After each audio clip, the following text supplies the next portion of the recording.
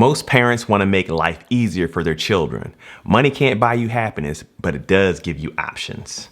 Generational wealth is the passing of significant assets to future generations. In this video, we're talking about how to build generational wealth.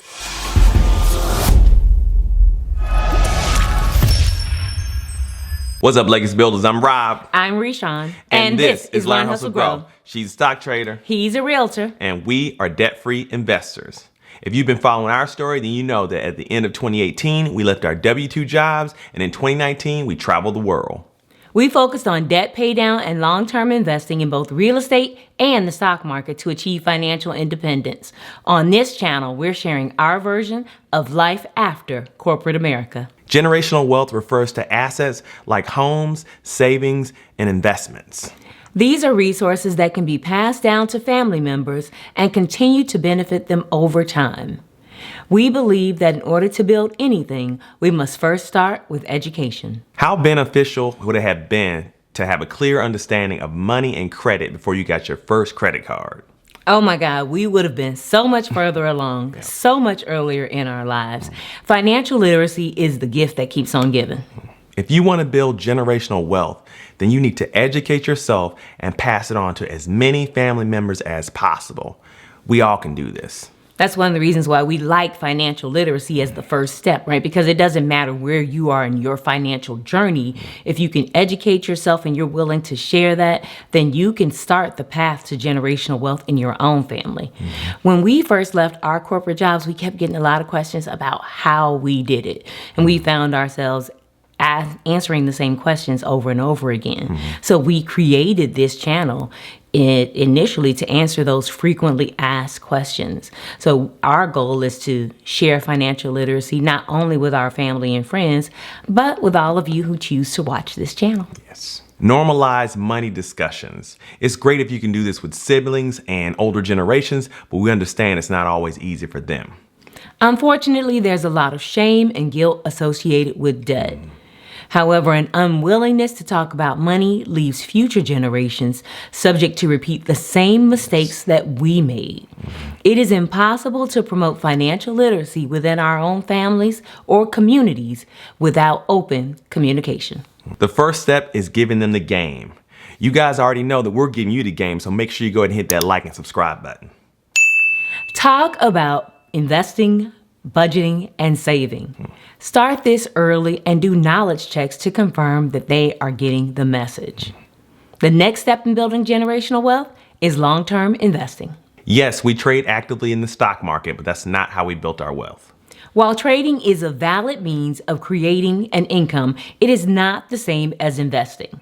We implemented a long-term buy and hold strategy in both real estate and the stock market in order to build financial independence. Over time, we have been rewarded for our patience. Our investments have steadily increased over time. If you are new to the stock market, ETFs and mutual funds allow you to participate with a lot less volatility than individual stocks. There are funds that follow the individual indexes like the S&P and the Dow Jones. There are also funds that track the total market. The more positions in an individual fund, the more you spread your overall risk. There are also sector funds. For example, if you love technology, there are funds where you can get exposure to the big players at a reduced cost. Remember, the goal is to build generational wealth. We buy when the market is down and we hold. Don't go jumping out of your positions when the market is down, guys. We started our journey by investing in our long-term and future financial stability. We've invested in our retirement with the goal of taking care of ourselves financially when we get old. If we are unable to leave our children anything, at the very least, they will not be responsible for funding our retirement. That means they have more money to invest for future generations. That leads us to number 3. Name beneficiaries. If you do not name beneficiaries or have a will, in most states, everything will go to your spouse. Think about how your family will respond to this default. Named beneficiaries will help to reduce drama. We're not going to say eliminate drama because there will always be someone who chooses to act up. The last thing you want is to expose your spouse with your angry family members in your unexpected death. make your intentions and your wishes known. Retirement and investment accounts are tools to help us pass on wealth.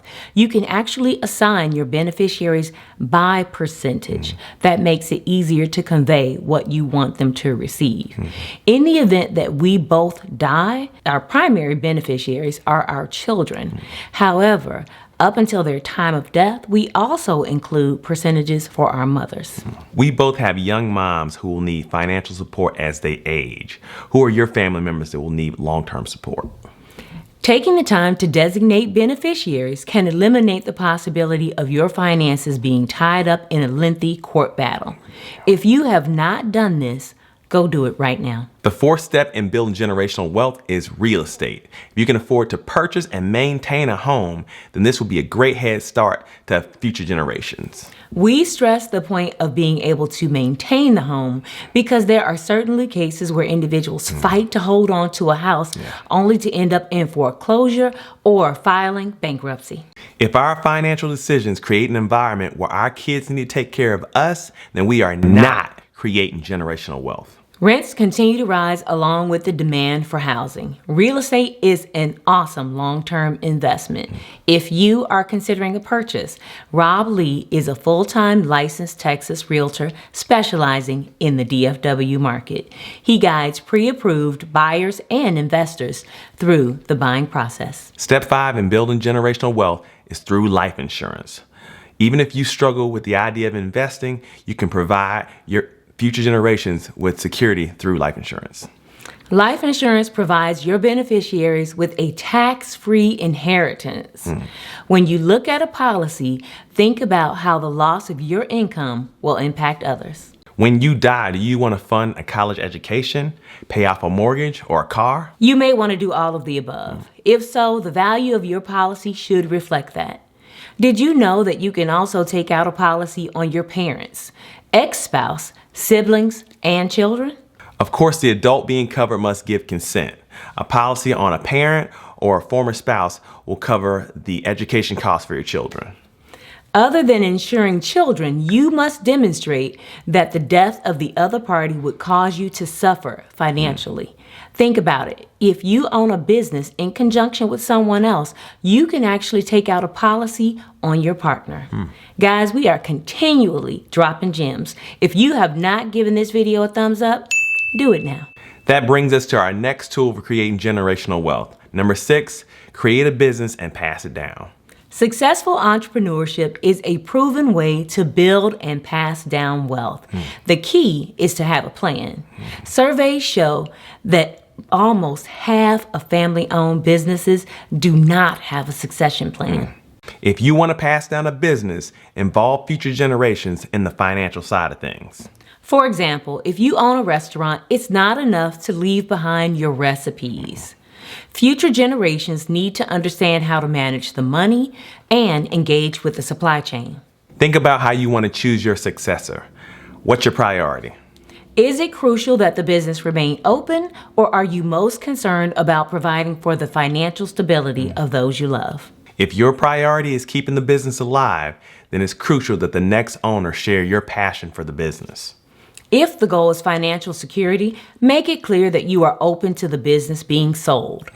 Either way, you want to begin this process years before you actually plan to retire. Make sure you involve accountants, advisors, and attorneys in the process. Our final tip for creating generational wealth is the creation of a will and trust. While life insurance, savings, and investment accounts allow for beneficiaries, a will is required to cover assets like a home, cars, jewelry, and furniture. In having conversation with others, we realize that we are not very sentimental when it comes to possessions. We're just not that into stuff, even though we love our family. We do our best to create memories with those we love. But we know that not everyone is like us. We are probably the only ones in our families who feel this way. Our wills are based on assets, but we probably should find out what kind of stuff people want. If there are specific things you want from your parents or siblings, why not ask them for it now? If you have young children, a will is essential to communicate your wishes regarding their care.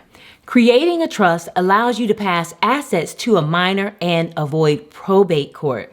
Under the right conditions, a trust can also help to provide tax benefits. Are you on the path to building generational wealth? Comment below. See you in the next video.